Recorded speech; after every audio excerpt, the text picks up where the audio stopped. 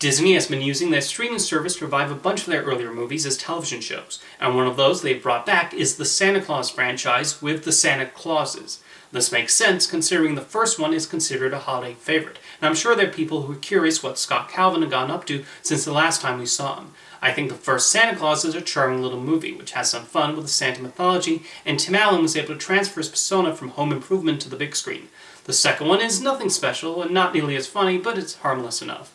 The Santa Claus 3 I found to be a complete downer of a movie. Even fans of the franchise tend to have a low opinion on that one. So did I think this marked a triumphant return? Before I share my thoughts, I should mention I will be going into spoilers in this review. Just thought I should let you know.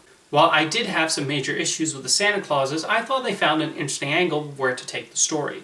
The idea of Scott deciding it's time to retire as Santa is a promising one, and something the show seemed to intend on doing was answering the questions people had about the movies. For example, what did happen to the previous Mrs. Claus after Santa fell off the roof and Scott took over?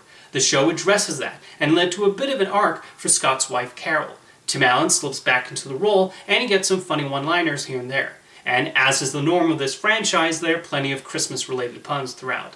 There are also a few jokes that made me wince. There's a scene where Scott says that you can't say Christmas now because it's problematic. Since when? Before the show aired, Tim Allen said that the show was going to emphasize the Christian and religious aspects of the holiday.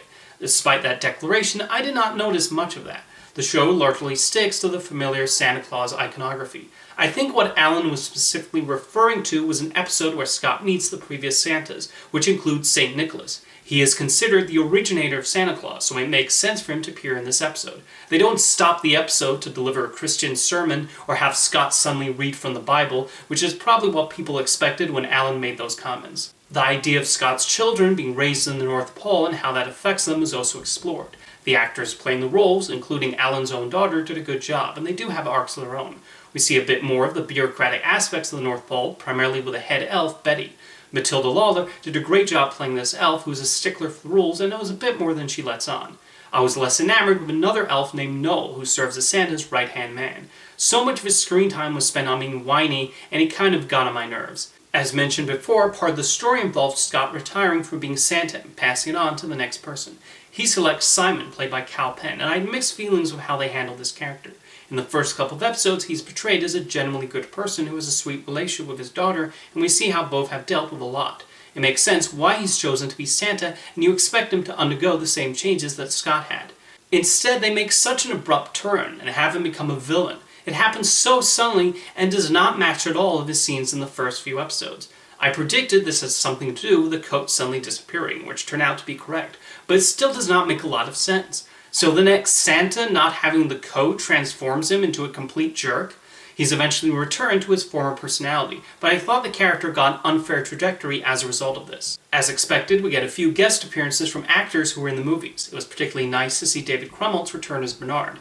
They managed to explain both the reason why he aged and why the character was absent from the Santa Claus 3 in a clever way. I also liked that we got a scene with Eric Lloyd as Scott's first son, Charlie.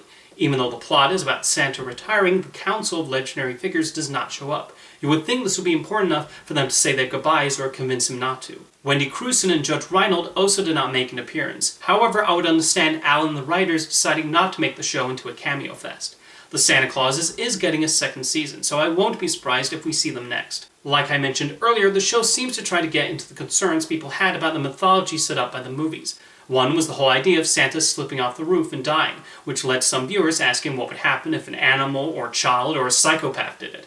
Scott's teenage son even makes a self-referential remark about this. The show revealing that Scott's predecessor did not actually die and it was all planned was a curious way to get around this thorny issue, and I did not mind it. Although it does beg the question how they accounted for Jack Frost going back in time and stealing the coat from under Calvin, unless that was also part of the plan. Yeah, of all the Santa Claus movies, the escape clause is the one the show ignores the most when it comes to continuity. It's still canon, but the first and second ones were given the utmost importance here. To conclude, despite the flaws, like how Simon was handled and some of the jokes, I did not mind watching the show. And to its credit, any time an episode ended, I was genuinely curious what would happen next week. They managed to find a way to continue the story and these characters. I'm sure they will play around with some things in Season 2, and I'm especially hoping Simon comes back and is given a fair shake. Anyway, let me know what you thought of the Santa Clauses in the comments, and thank you for watching.